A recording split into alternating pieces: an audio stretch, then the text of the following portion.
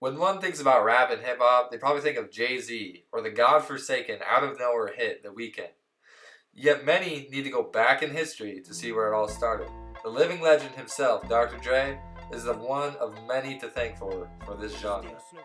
He, along with several other people, created this balance of rhythm and pop that is just oh so pleasant to the ears.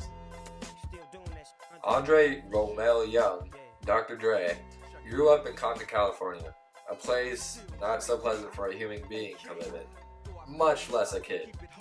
With bad influences around every corner, and pretty much everywhere he turned, failure was just waiting for him. He was born into a family with 2 brothers and 1 sister, both brothers getting caught up in gang-related mortalities. Dr. Dre spent most of his time expressing his gift in his room, listening and mixing records. This led to his focus being elsewhere, leading him to drop out of high school due to poor grades. Not long after developing his music career, he began mixing with DJ Yella.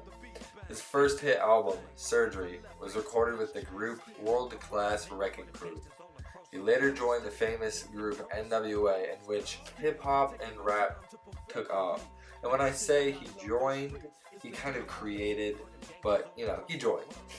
Anyway, following the breakup of NWA, he released his solo debut album, The Chronic, which was and still is a big hit in the hip-hop world.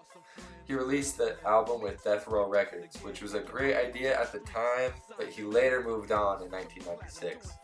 He felt the antics and the focus of the record company was turning in a direction he no longer wanted to be with.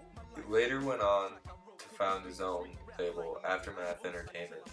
Since the creation, he released several solo albums along with signing famous artists such as Eminem and 50 Cent, as well as Snoop Dogg, etc. Dr. Dre has created quite the entrepreneurship as well. After creating the world-famous Beats by Dre, he has made a great profit.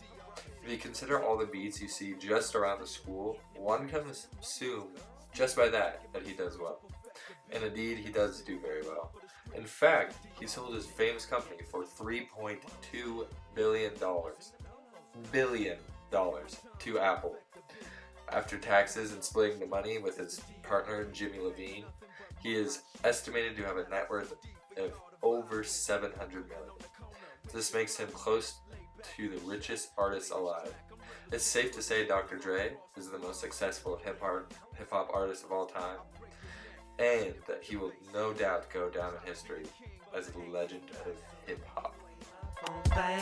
Dr. Dre be the name, still running the game, still. Got any cotton around here lately? Still ain't tripping. My name is my name. That is problem. You see, they're Popeyes and we're Pop Eyes, So it's a big misconception. It's a big misconception. Check one, two, Like this time, one, it's two, been GD, one, right? two, one, two, one, two. Ready? Give me the hammer. You have a list of questions? We rolling. 1, 2, 1, 2.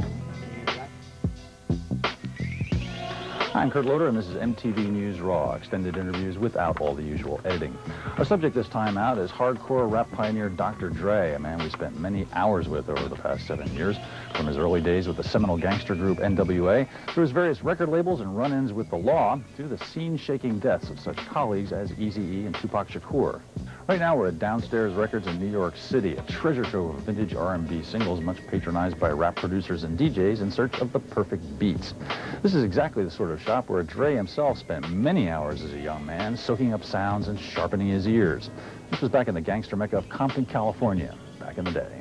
Tell me about some of the stuff you guys rap about.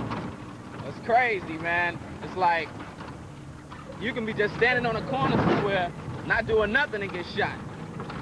It's like we can't rap about Beverly Hills or nothing. We only rap about stuff that we know about, stuff that can happen or did happen, So everything we say in our records is true, Easy is his name and the boys coming. Straight out of Compton, it's a brother that'll smother your mother and make your sister think I love her. Dangerous young brother raising hell, and if I ever get caught, I make bail. Where did you get most of the music for that stuff? Well, I go to a lot of oldie shops, and I listen to, they have this thing in Los Angeles, they call it the Oldie Show, they have every Sunday. I listen to that, and I might hear something and say, maybe we can use that, sample it or something, Right. you know? And I listen for the name and go to the oldie shop the next day and pick it up, you know? It's really interesting to me how, and I would think a lot of fans, how you listen to a song, just like you said, and in your mind say, oh, I want to take that part of it. I mean, when you listen to a song, you just say, oh, that part would be dope. Or you Yeah. just say like the whole thing. I mean, tell me how that happened. Well, sometimes you might hear a whole part that's real clean, you know, that's just by itself that you might want to sample. Say, yo, that's Steph, I'm using that. And a lot of times you can just hear like a hey, something like that. Tell him, Dre. and want to use it, you know. So that's, you know, just listening. The background Express Yourself is real haunting to me. I mean, really, to you guys, your video, I think you did a really incredible job visually. That, you know, that whole backbeat in Express Yourself is real haunting. It's a real theme, which goes along with, I think, the whole Bible song. Tell me how you came about doing that song. It's just The music about what you're probably talking about. It is the whistle. It's nothing but a straight beat. If we took that whistle out,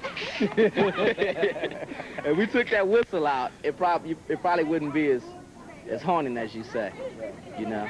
But that whistle it's like Public Enemy's Rubber Without a Pause. If you took out the it'd be a whole different thing, you know what I'm saying? I'm expressing with my full capabilities, and now I'm living in correctional facilities.